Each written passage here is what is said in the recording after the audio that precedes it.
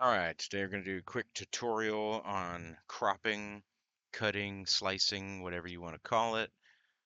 So we're going to take this print here, the birthplace of Washington, and the goal is we're going to take the title and we're going to move it up into this negative space. So now I do see the maker's mark is sort of in here. I don't know if that's going to be as important to keep. So the first way, just to block it out, we're going to grab a shape. I always go with the square because it's just a nice square shape. Squares are square. And we're going to cover the title here. And you don't have to be like super precise. You just got to cover it.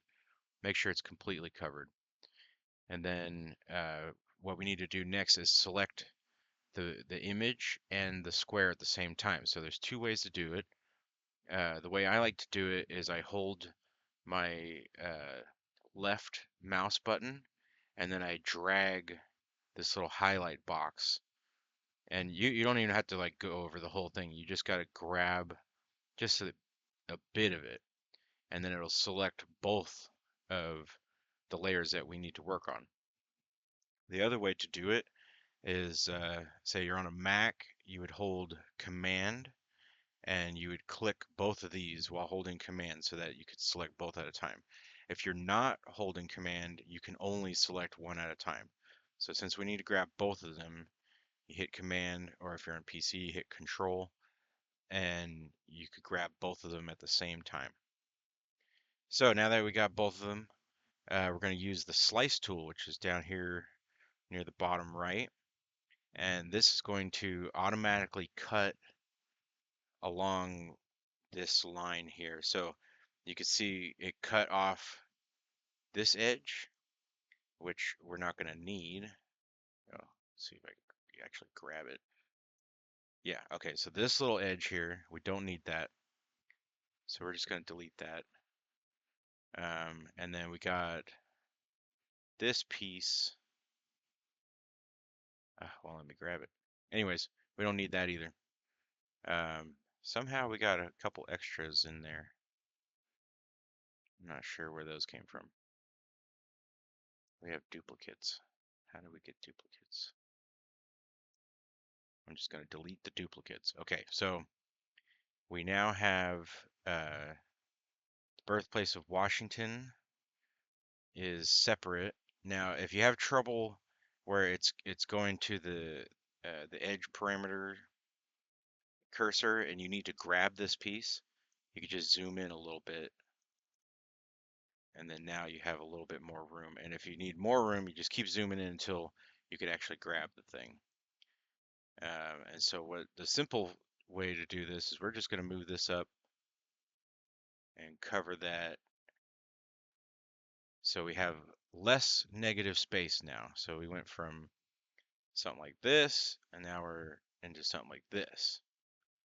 So now there is still a little bit more negative space up here, which you could choose to keep, or you could just keep slicing away like we just did.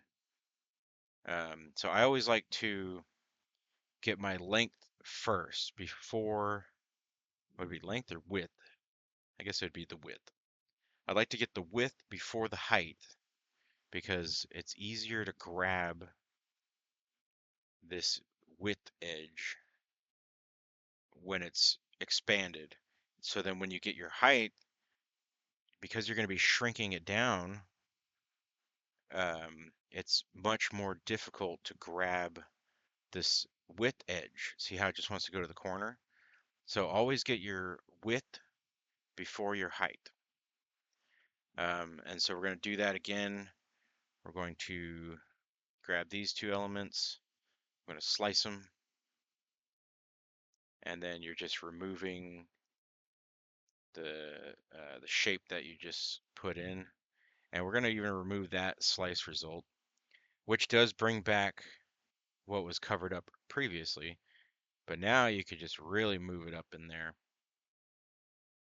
And now, see, we got a little edge of white in there.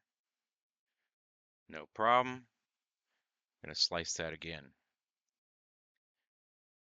So remember, we're going width first, and then adjust your height. And that should be high enough. And then I'm going to select both of them, slice it again, delete these, and see that little white line? There it goes. It's gone now. So now we just have the title, the caption, whatever you want to call it, the birthplace of Washington, and we can move it right up in there. And so now that we have that sliced out and placed better, you're going to want to select both the layers again, and this time you're going to flatten them, which is down here, the little flatten tool. So the flatten tool is going to combine them together into one piece.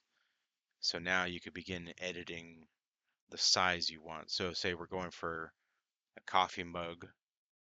We're going to do 8.6 up here for the width, and then 3.5 for the height. And now you have a coffee mug size wrap. And it does get a little elongated on a coffee mug, but it's not too bad. I think it would look acceptable when it's on a cylindrical object. But if you were worried about it not looking, looking too rectangular, because it's supposed to be kind of like that, you could just, you could chop a little bit more off the top here or something. But we're not too worried about that. We're gonna leave it at 8.6, and that'll do it for slicing and moving and flattening and basic cutting. So hope that helps.